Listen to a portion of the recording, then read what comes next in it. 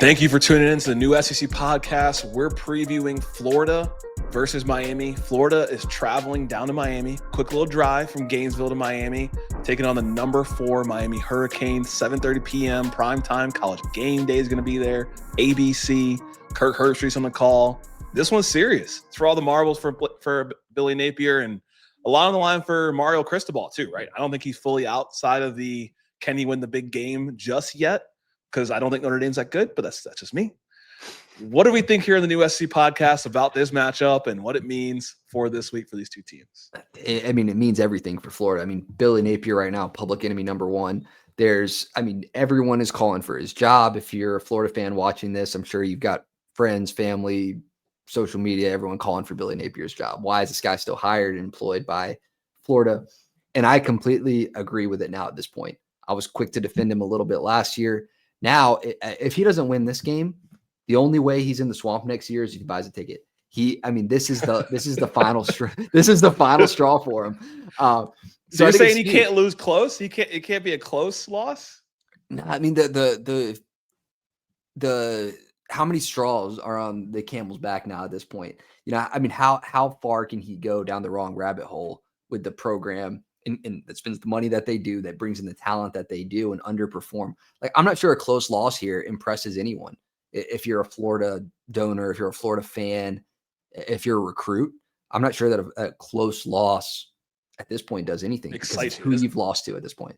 Right. It doesn't excite you, right? You should have had a chance to really win the game against LSU. I mean, even despite 5 turnovers. And, you look at this game for Florida, positives to point to. It doesn't feel like you've had a lot this season. You're 1-2. That game against Long Island feels like it was forever ago. But your defense is 6th in the SEC when it comes to passing yards given up, 177 yards. And your rush defense is giving Brian Kelly fits in press conferences because your rush defense is allowing 87 yards a game, 6th in the SEC. You got a good defense. And so they're facing a high-powered offense in Miami. So what are your thoughts on Miami as it relates to the Florida defense? If I'm Florida defense, I'm wondering what's going on because I'm doing my job. If I'm a Florida defensive guy, they've only given up 29 points in 2 games at this point defensively. It's because of the safety and the pick 6, not their fault. You should expect your offense to score more than 14 points a game, especially when you're playing USF. LSU, another question. But if you can't score 14, 15 points a game, what are you doing? So I like this Florida defense to challenge Miami a little bit. I do truly believe that Florida's not going to get embarrassed in this game. I don't think Florida's going to win. I'll come out and say that, but I don't think that they get embarrassed. And I think it's strictly because of the defense. I think that they're going to do things that can cause some turnovers. We know who Carson Beck is. We covered him a lot in the SEC last year. He still will turn over the ball. That hasn't changed. He's still that guy. So I like Florida to get a turnover or 2. I mean, look, I'm here for it. I could definitely see it as well. And I think, when I look at this Florida team defensively, this is the best defense that Miami will have played this season. I mean, I'm using recency bias, but I'm also looking at what Notre Dame allowed against A&M. And the last good team they played, Miami, was Notre Dame. Notre Dame gave up over 30 plus points against A&M. A&M's offense is really good, but I don't think this Notre Dame defense is that good. So now you're placing a good Florida defense. What are you going to say? USF isn't any good? USF's all right. They all right. They're okay. They're good. They're good. They deserve to be ranked. But for Miami, this is the best team best defense they will have played. Not necessarily that USF is a better team than Miami. The USF's a better team than Florida at this point. Okay. Make the results on the field matter. Bringing it back to Miami, best defense that they would have played. Mark Fletcher Jr., the running back's been having a great season so far. Carson Beck has looked improved. He has limited the turnovers for the most part. He had a great offensive performance against USF. I think this will be a different game for him when it comes to the defensive side and what that could mean for the closeness of the game. Yeah. Offensively, we got a hit on it for Florida. What are we expecting? I mean, Vernell Brown III's been a highlight. There's problems. But it's on Lagway. There's problems. I mean, I would say in priority of blame after Napier, then you got to put it on Lagway. I mean, 5 interceptions, and they weren't pretty. They weren't pretty interceptions. You see it sometimes where it's a tipped pass or, oh, I was taking a shot here and there. Like, they were bad. They were thrown to another team. Like, they, not the best performance from him. And it felt like it was a lack of confidence, a lack of reps, a lack of leadership. He wasn't really like engaging with the guys on the sideline. And I wonder if his injury in the offseason led to this lack of like dialed inness where he wasn't getting a whole lot of reps in practice. And now he's coming in cold to the season. So what I want to see in this game is him start to settle in a little bit to who we saw second half of last season, because that was a guy who could win a game like this, win a game like last week, and really win a game against USF. The guy we saw at the end of the last season was a dog. Right. The guy we saw at the end of last season went 6-1 in major games, had the #1 PFF grade for deep passes. It's a similar story with Arch Manning, but his story is more real because he's played more football. I want to see him stretch it down the field. I want to see him test these DBs. I trust the Florida O-line to be able to handle this defensive line pressure. It's just going to, like you said, it's going to come down to Lagway. Jaden Ball, top 5 in the SEC for rushing yards.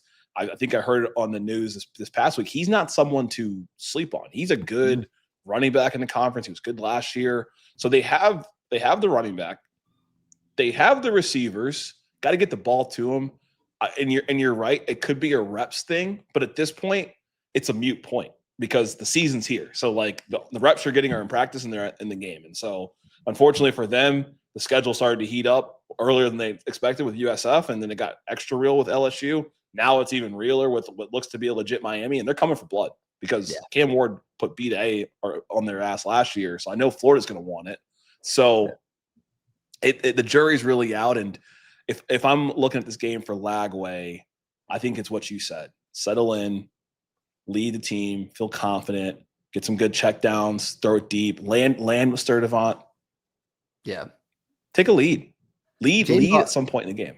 Yeah, Jaden Ball needs to be extremely involved. I think if you can't get your running back involved and you're putting everything on a quarterback who has a lack of confidence coming out of a bad game, why would that not just continue? Because you're asking too much of him. Miami did a pretty good job against Notre Dame, though, at containing a really good running back in Jeremiah Love. So they did a good job at containing him. We'll see what Jaden Ball can do.